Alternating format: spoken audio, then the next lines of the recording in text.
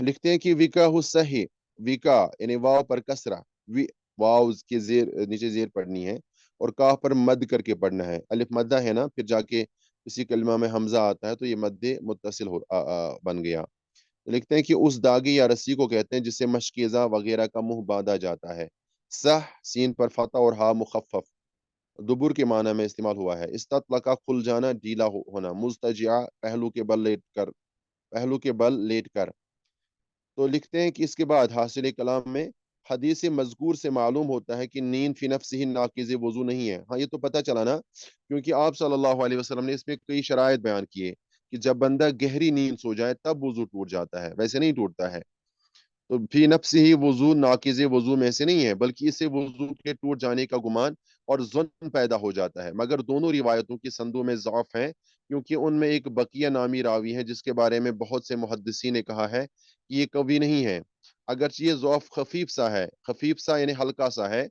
इमाम मुंज़री, इमाम नववी और इब्न सलाह रहिमहुमुल्लाह ने हज़रत अली रज़ियल्लाहु तआला अन्हु की हदीस को हसन करार दिया है। यानी जो अभी दूसरी रिवायत में हमने हज़रत अली रज़ियल्लाहु तआला अन्हु के हवाले से पढ़ी, इमाम अबू दाऊद की तखरीज के साथ, तो इसको इमाम इब्न सलाह, इमाम नववी और इमाम मुंज़री ने हसन दर्जे की हदीस करार दी है। अब देखिए, इतने कबीर अज़ीम मुहद्दिसीन किसी हदीस को हसन कहें, तो ये तो नहीं कहा जा सकता कि इस हदीस के ज़ौक़ पर तमाम मुहद्दिसीन का इत्तिफ़ाक है। लिहाजा इस पर अमल की जा सकती हैं। इसके बाद लिखते हैं कि हदीस में है कि लेट कर सोने की हालत में वज़ू टूट जाता है और एक रिवायत में है मुतलक नींद से भी वज़ू टूट जाता है। दोनों अहादीस में मुवाफ़िक़त व तताबुक इस तरह है कि पहलू के बल गहरी नींद आती है, ऐसी हालत में एज़ाए जिस्म ढीले पड़ जाते हैं। इस सूरत में रिह खारिज होने का गुमान गालिब होता है, जबकि हल्की नींद में ऐसा नहीं होता है। ये भी मैंने समझाया अभी आप सबको कि लेट कर सोने से गहरी नींद आती है और अक्सर ये गुमान रहता है कि रिह खारिज हो जाए तो वज़ू उठ जाता है। जबकि बैठे-बैठे इस तरह वो गहरी नींद नहीं आती है, बल्कि हल्की नींद होती है, तो उसमें ये इम्कान नहीं होता है। इसका ये मतलब नहीं है कि सीधा या चित लेट कर गहरी नींद की सूरत में भी वज़ू नहीं टूटता है, ऐसा नहीं। गहरी जिस सूरत में हो वो नाक़िज़ वज़ू होगी, गहरी जिस सूरत में हो वो नाक़िज़ वज़ू होगी। पहलू के बल उमूमन नींद गहरी होती हैं, इसलिए इसका ख़ास ज़िक्र कर दिया। यानी खुलासे के तौर पर अगर बयान किया जाए, फ़ी नफ़्सिही अगरचे नींद जो है नाक़िज़ वज़ू में से नहीं है, लेकिन क्या पता अगर कोई बंदा बैठे-बैठे भी सो जाता है और कभी उसकी आँख लग जाती है और तो बहुत गहरी नींद आती है, तो इससे क्या पता कि मेरा वज़ू बाकी है, नहीं है। तो इसीलिए हम कहते हैं, और हाफ़िज़ साहब का यहाँ पर इसको ज़िक्र करना यही बात साबित करता है कि बंदा जब भी सो जाए, जिस हालत में भी सो जाए, उसकी आँख लग जाती है, वो दुनिया व मा फ़ीहा से बेखबर हो जाता है, तो उसको चाहिए कि नींद से बेदार होने के बाद वो नए सिरे से वज़ू कर ले और नमाज़ पढ़े। इस वज़ी उस वज़ू की को बुनियाद करार देकर या बुनियाद बनाकर नमाज़ ना पढ़ें। हाँ, अगर अब नींद ही नहीं आई हो, बस ऐसे बैठे-बैठे उसने सर रखा हो, तो बस ऐसी ऊँघ आती है, जिसमें उसकी हालत या उसके होश-ओ-हवास बरकरार रहते हैं, तो ऐसी नींद से कोई वज़ू नहीं टूटता है। और यही उन अहादीस में तत्बीक और इससे मुवाफ़िक़त हो जाती है जिन अहादीस में आता है कि नींद से वज़ू नहीं टूटता है। और इन अहादीस में जिनसे ये साबित होता है कि नींद से वज़ू टूट जाता है। क्योंकि अभी जो हमने अभी हदीस पढ़ी, जैसे आप सल्लल्लाहु अलैहि वसल्लम ने वाज़ेह लफ्ज़ों में फरमाया कि आँखों का खुला रहना ये रीह ख़ारिज होने का बंधन है। जब आँख ही सोने लग जाए, जब आँख सोने की वज़ह से बंद हो जाती है, तो ये बंधन ढीला हो जाता है और आपको पता नहीं होता है कि मैं किस हालत में हूँ और मेरे इस जिस्म के साथ क्या हुआ। तो हो ना हो कि आपके जिस्म से रीह ख़ारिज हुई हो, तो आप फिर भी ऐसे ही नमाज़ पढ़ना शुरू करेंगे, तो वो नमाज़ बातिल हो जाएगी।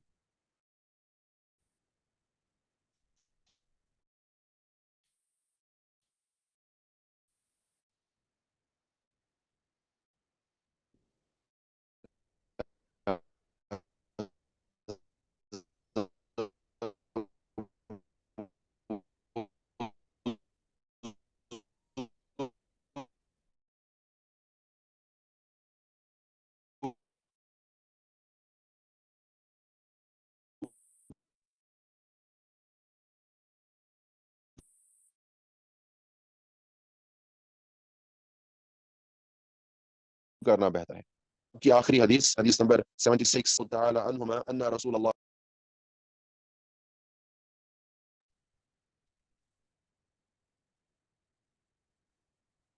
السلام علیکم ورحمۃ اللہ.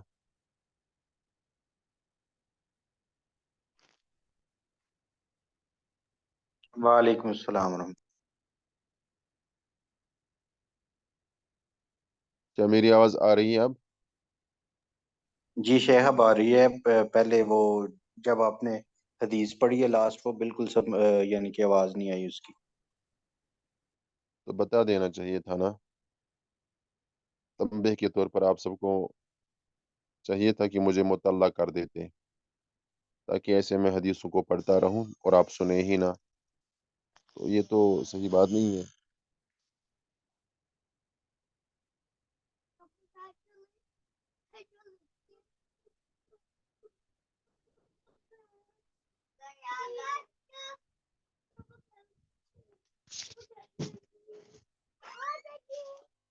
تو کہاں پہنچے تھے ہم؟ یہ جو ابن عباس رضی اللہ تعالیٰ عنہ والی حدیث ہے وہ سٹارٹ کرنی.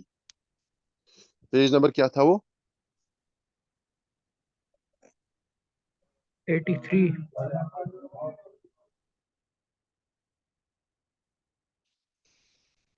ایک منٹ.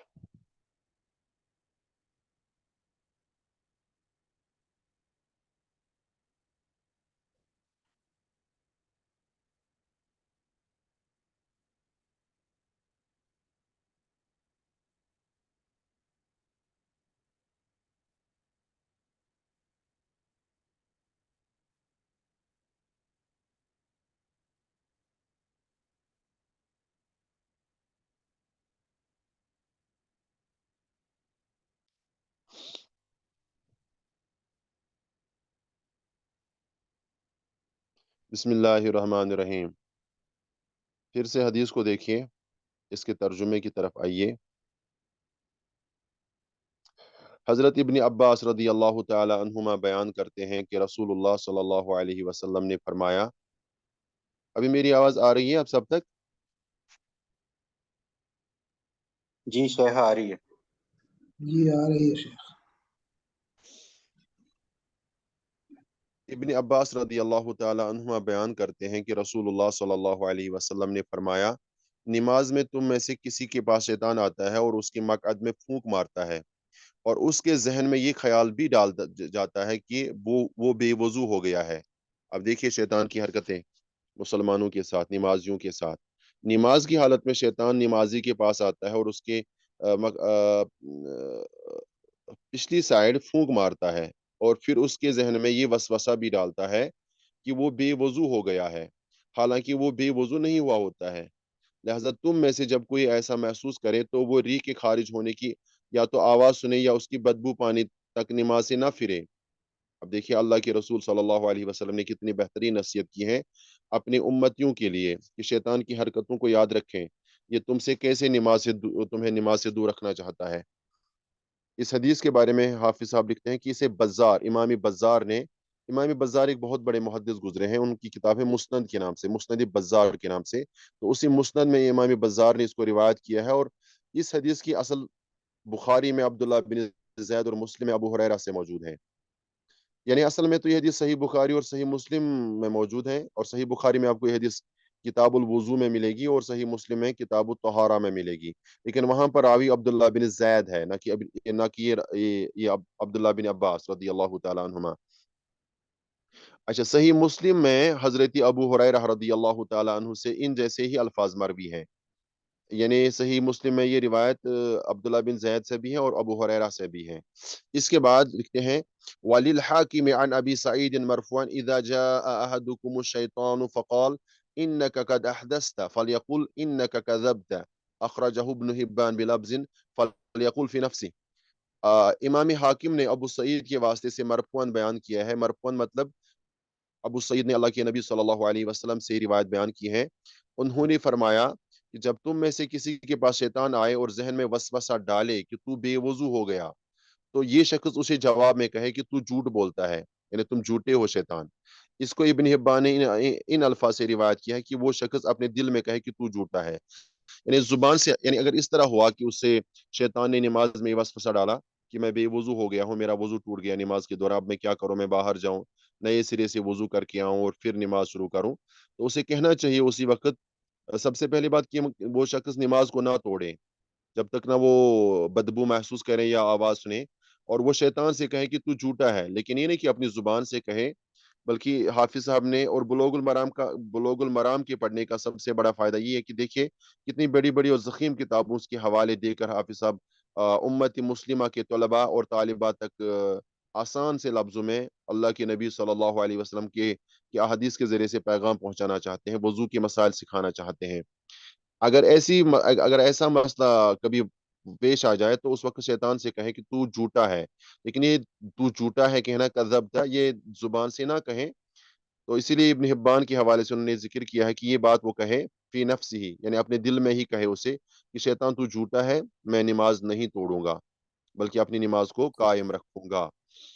تو یہ ماشاءاللہ یہ باب بھی مکمل ہو گیا، اور اللہ کے فضل و کرم سے ہم اگلی درس میں بابو آدابی قضاء الحاجہ پڑھیں گے، قضاء حاجت کے آداب کے بیان کے تعلق سے پڑھیں گے، تو اللہ ہمیں عمل کرنے کی توفیق عطا فرمائے۔ تو آج کے درس میں ہم نے کیا سیکھا، اور کون کون سی چیزیں جو نواقض وضو میں شامل ہوں گی آج کے درس کے مطابق؟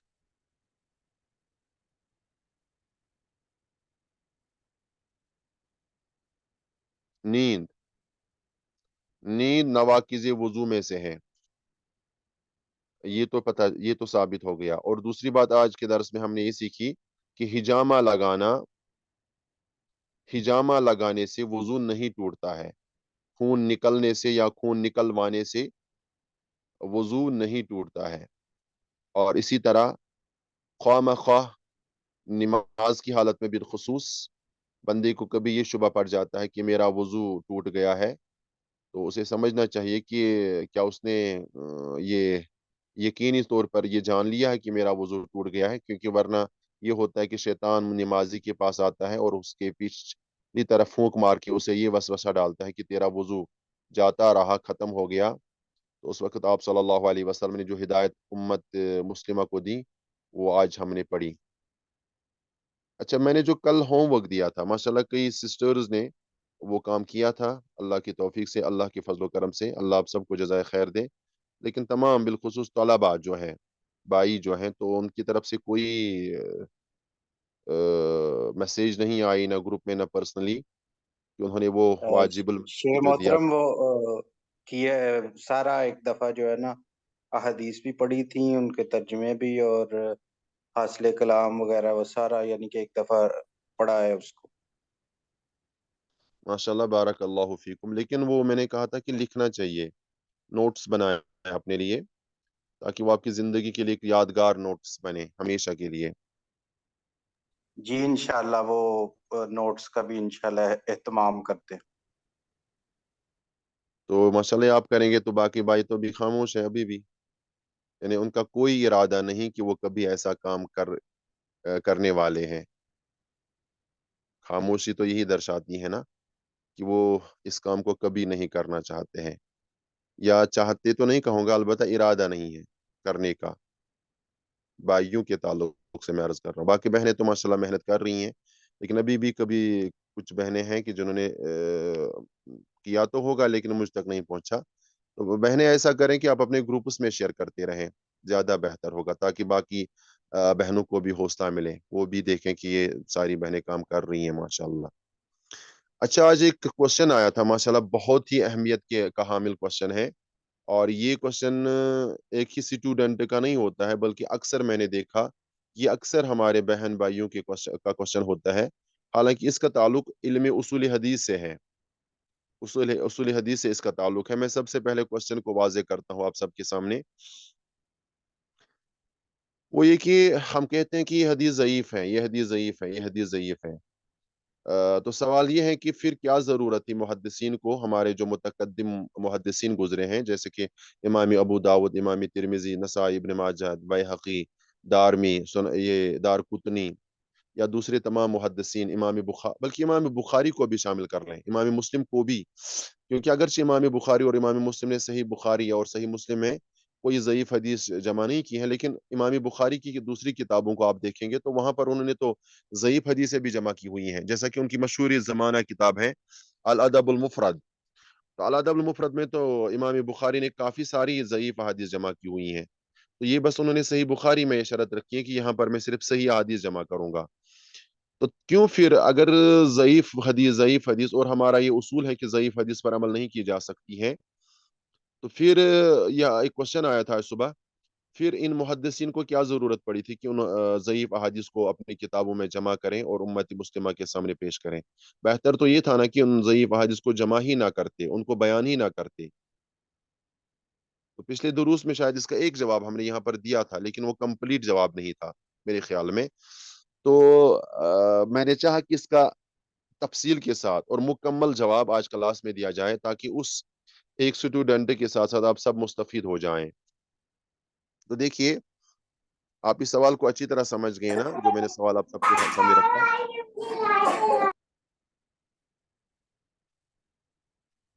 آپ سب اس سوال کو سمجھ گئے جو میں نے آپ سب کے سامنے رکھا؟ سمجھایا سوال کا مفہوم؟ جی بالکل شیخ، سمجھ گئی۔ تو آپ میں سے کسی کو اس کا جواب پتا ہے؟ کوئی بھائی بتا دیں، یا اگر کسی بہن کو پتا ہے تو وہ چیٹ میں بتا سکتی ہیں۔ شاید اس میں یہ ہے نا کہ اگر فار ایگزامپل ضعیفہ حدیث کا وہ ذکر نہ کریں تو اب محدثین نے تو اس کے اوپر جرح کرنی تھی کسی حدیث کے اوپر۔ اب فار ایگزامپل محدثین ان کو اپنی کتابوں میں لائے ہیں تو اس سے عوام کا ہی فائدہ ہے، عوام الناس کو پتہ لگ گیا کہ یہ فلاں حدیث ضعیف فلاں محدث نے قرار دے دی ہے یا زیادہ محدثین نے قرار دے دی ہے، تو کل کو اگر کوئی بندہ فتنہ پھیلانا چاہے یا یعنی کہ کوئی جھوٹی روایت پیش کر کے، تو وہ علم جو ہے وہ کہ محدثین نے اس کے اوپر جرح تعدیل کی ہے تو وہ کام آ جائے گا۔ یہ اس کا آئی تھنک مطلب میرے ذہن میں جو آ رہا ہے۔ جی جی جی، ماشاءاللہ آپ نے صحیح کہا ہے، اور یہاں پر کچھ جواب بھی آئے ہیں چیٹنگ میں، تو ٹھیک ہے، آپ کا جواب بھی بالکل صحیح ہے۔ تو ہم علمی حیثیت سے، علمی اعتبار سے، علمی نقطۂ نظر سے جواب دینے کی کوشش کرتے ہیں، تاکہ آپ ان نکات کو لکھتے جائیں، اور کسی بھی جگہ پر آپ بات کر سکتے ہیں، کہیں پر بھی علمی میدان میں بھی آپ بات کر سکتے ہیں، طلباء کے مجموعے میں بھی۔ بلکہ میں کہنا چاہوں گا کہ جو ہم یہاں پڑھا رہے ہیں، اس جواب کو آپ ماشاءاللہ علماء کے صف میں بھی، علماء کے سٹیج پر بھی بیان کر سکتے ہیں، اور حوالوں کے ساتھ انشاءاللہ۔ ماشاءاللہ یہاں دیکھیے، ماشاءاللہ کچھ جواب آئے ہیں کہ کسی حدیث کا متن صحیح ہوتا ہے یا ہماری جانکاری کے لیے ایسا کرتے ہیں محدثین، اور کچھ ایک دوسری سسٹر کا ماشاءاللہ بہترین جواب کہ کچھ ضعیف احادیث قابل حجت ہوتی ہیں، لیکن اس کے لیے شرائط ہیں۔ کچھ ضعیف احادیث تو قابل حجت ہوتی ہیں، اس میں کوئی دو رائے نہیں، لیکن اس کے لیے کچھ شرائط ہوتی ہیں کہ کن ضعیف احادیث کو ایسا آپ کہیں گے کہ یہ قابل حجت ہے، ورنہ ہر ضعیف حدیث کو قابل حجت قرار دینا مشکل ہے، اور اسے فتنوں کا بہت بڑا دروازہ کھل جائے گا۔ دیکھیں، میں پوائنٹس میں بیان کرنا چاہوں گا، آپ ان کو نوٹ بھی کر سکتے ہیں اور یا تو یاد ہی رکھیں۔ اچھا، یہ ہماری ایک دوسری عزیزہ کہہ رہی ہیں کہ شاید، ایک منٹ، لکھا کہ شاید اس لیے کہ اگر کوئی ضعیف حدیث کو پیش کرے تو ہم اس کے ذوق کی وجہ بھی بیان کر سکیں۔ جی، یہ بھی ہے۔ اب دیکھیں، جو محدثین اس کے بارے میں بیان کر رہے ہیں وہ آپ سنیں۔ میں کچھ پوائنٹس میں بیان کرنا چاہوں گا اس جواب کو۔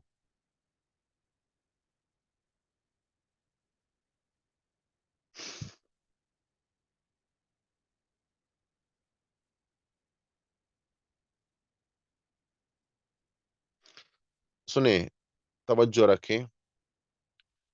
محدثین کرام نے ضعیف احادیث کو کئی اسباب کے تحت بیان کیا ہے، یعنی احادیث ضعیفہ روایت کرنے کے کئی اسباب ہیں۔ میں ان اسباب کو ترتیب وار بیان کروں گا، بہت توجہ کے ساتھ سنیں، اور یہ وہی اسباب ہیں جن کو آپ کہیں پر بھی بیان کر سکتے ہیں، اور یہ سارے اسباب آپ کو उसूल हदीस की ज़ख़ीम किताबों में मिलेंगे, जैसा कि मुक़द्दमा इब्न सलाह में या तयसीरुल मुस्तलाहुल हदीस में तो ज़्यादा नहीं मिलेगा, लेकिन मुक़द्दमा इब्न सलाह में मिलेगा। और इसी हाफ़िज़ इब्न हजर अस्क़लानी रहमहुल्लाह ने जो उसूल हदीस पर किताबें लिखी हैं, तो उन्होंने तफ़सील के साथ इन चीज़ों का ज़िक्र किया हुआ है।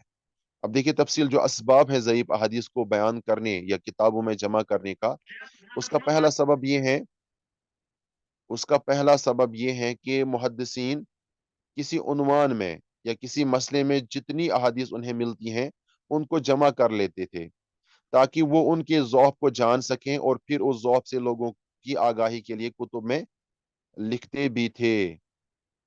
यानी उम्मत मुस्लिमा को खबरदार करने के लिए मुहद्दिसीन ने सबसे पहले इसी वजह के तहत इन ज़ईफ़ अहादीस को जमा की हुई हैं, ताकि उम्मत मुस्लिमा खबरदार हो जाए। और जब हम ज़ईफ़ हदीस कहते हैं तो हमारी इससे मुराद कतन मनगढ़ंत और मौज़ू हदीस नहीं होती है। ये तो पहला सबब है। दूसरा सबब दूसरा बड़ा सबब जो मुहद्दिसीन के पेश नज़र रहा है वो ये कि मुताबिआत व शवाहिद के लिए उनकी अहादीस लेते थे, ताकि हम ये देखें कि अगर कोई हदीस ज़ईफ़ है, तो हो ना हो ये किसी दूसरी हदीस की शाहिद बने या मुताबिअ बने सपोर्ट के लिए। यानी उसमें सही या हसन हदीस वारिद थी, उस मसले के लिए कोई सही हदीस तो पहले से मौजूद थी या कोई हसन हदीस, तो साथ ज़ईफ़ सनद वाली हदीस भी लिख दी जाए, ताकि बाद में आने वाले लोग जब ज़ईफ़ सनद वाली हदीस पढ़ें तो उनको मालूम हो कि ये दूसरे तरीके से भी सही या हसन है। अगर वो ये बयान ना करते तो हो सकता था कि ये हदीस किसी को मालूम होती तो वो इसको ज़ईफ़ समझने लगता। ये भी एक दूसरा सबब था, ताकि उम्मती मुस्लिमा को ज़्यादा से ज़्यादा फ़ायदा पहुँचे। तीसरा सबब, अगर ज़ौफ़ ख़फ़ीफ़ होता है, ज़ौफ़ यानी ज़ईफ़ होना ये हल्के दर्जे का होता है, तो उसको भी लिखा जाता था मुहद्दिसीन कि हाँ, ताकि वो भी अपने जैसे अपनी जैसी संदूं यानी कम हल्के ज़ौफ़ वाली संदूं या कम ज़ौफ़ वाले से इर्तिका पाकर हसन लिगैरिही के दर्जे तक वो पहुँच जाएँ। या कभी-कभार तो सही लिगैरी ही भी बन जाती हैं। यानी हदीस तो ज़ईफ़ होती हैं, अब बहुत सारी संदें जमा होती हैं, हल्के ज़ौफ़ वाली संदें, जैसे 10 संदें मिसाल के तौर पर आपके पास कोई किसी हदीस की सनद आ गई, तो उसमें हल्के दर्जे का ज़ौफ़ है, तो आप तवक्कुफ़ करेंगे ना, तो आप खामोश रहेंगे। अब उसी हदीस का मतन दूसरी सनद के साथ आपके पास पहुँचता है, लेकिन उसका भी ज़ौफ़ जो है ना हल्का है। अब तीसरी सनद मिलती है हल्के ज़ौफ़ वाली, चौथी सनद मिलती है इसी तरह हल्के ज़ौफ़ वाली, इस तरह करके आपके पास 10 संदेह जमा होती हैं, तो लाज़मी बात है आपका दिमाग, आपका ज़हन कहेगा कि इस हदीस की कोई न कोई असल है, कोई न कोई बुनियाद है, वरना इतने हल्के ज़ौफ़ झूठे तो रावी नहीं हैं, झूठे रावियों के बारे में हम नहीं कभी ऐसा नहीं कह सकते कि वो सारे लोग एक ही मतन को सेम मतन को बयान करते जाएँ और फिर अलग-अलग रावी हों, अलग-अलग मुल्कों के रहने वाले, अलग-अलग खित्तों के रहने वाले। तो यहाँ पर मुहद्दिसीन क्या करते हैं, वो इन तमाम ज़ईफ़ कम हल्के दर्जे वाले ज़ईफ़ संदों को जमा करते थे, फिर अपने शराइत के मुताबिक या तो उस हदीस को हसन लिगैरिही करार देते थे या तो सही लिगैरिही करार देते थे।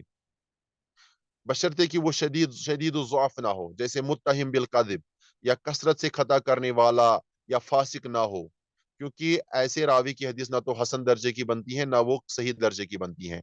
लेकिन हाफिज़ इब्न हजर अस्क़लानी रहमहुल्लाह ने अपनी उसूल हदीस की किताबों में शदीदुज़्ज़अफ़ के इर्तिका के मुतालिक भी कायदा बयान किया है, जो अल्लामा जलालुद्दीन सुयूती ने तदरीब और रावी में हुक्म हदीस चलिए इसको छोड़िए, बस ये मैंने जो बयान किया यहाँ तक काफ़ी है। हाफिज़ साहब और इमाम सुयूती की बात को छोड़िए, ये ज़रा मुश्किल होगा आपके लिए।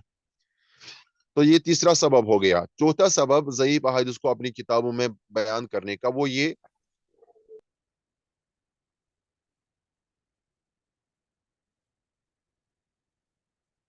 चौथा सबब वो ये कि कभी रावी का ज़ौक़ जो है ना, वो मुक़य्यद होता है।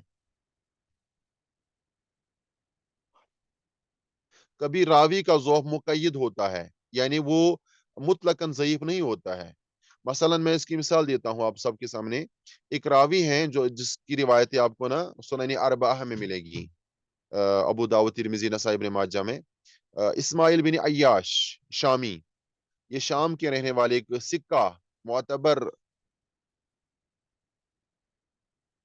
ये शाम के रहने वाले एक सिक्का और मोतबर रावी थे।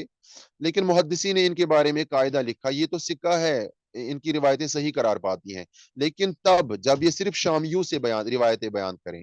اگر یہ غیر شامیوں سے حدیث بیان کرتا ہے، کبھی بھی کسی ایسے استاد سے حدیث بیان کرتا ہے جو شام کا رہنے والا نہیں ہوتا ہے، تو وہاں محدثین جرح کرتے ہیں کہ اب اس کی یہ روایت صحیح نہیں ہے. لیکن اگر یہ شامیوں سے بیان کرے، شامی اساتذہ، شامی شیوخ سے، تو اس کی روایتیں معتبر کہلاتی ہیں، صحیح درجے کی پاتی ہیں. اور کئی سارے محققین اس قاعدے سے بے خبر رہتے ہیں، وہ اس کی تمام روایتوں کو یا تو صحیح قرار دیتے ہیں یا تو ضعیف قرار دیتے ہیں. حالانکہ اس کے بارے میں اصول یہ کہ اس کا جو ضعف ہے وہ مقید ہے صرف غیر شامیوں کے ساتھ، غیر شامی شیوخ اور اساتذہ کے ساتھ. لہذا کبھی راوی کا ضعف جو ہوتا ہے نا وہ مقید ہوتا ہے، یعنی وہ مطلقاً ضعیف نہیں ہوتا. تو لہذا اس کی صحیح و ضعیف و باطل روایت کو واضح کرنے کے لیے محدثین اس کی تمام روایتوں کو لکھتے ہیں اپنی کتابوں میں، تاکہ لوگ اس کی تعدیل مقید سے واقف رہیں، تعدیل مقید سے واقف رہیں. آپ سمجھ رہے ہیں نا میری باتوں کو، ان قواعد اور ان اسباب کو؟ یہ اصول حدیث کا دراصل درس ہے، لیکن آج سوال آ گیا تھا تو میں نے سوچا کہ کلاس میں اس کا جواب دیا جائے تاکہ سب لوگ سمجھ جائیں. پانچواں سبب محدثین کا کتب احادیث میں ضعیف احادیث کو جمع کرنے کا پانچواں سبب یہ ہے کہ حدیث ضعیف فضائل کے باب میں قبول ہے. محدثین کا یہاں ایک قاعدہ ہے کہ فضائل کے باب میں اگر یہ کلاس ڈسکنیکٹ ہوئی نا تو سارے لوگ، تمام طلباء طالبات دوبارہ سے جوائن کریں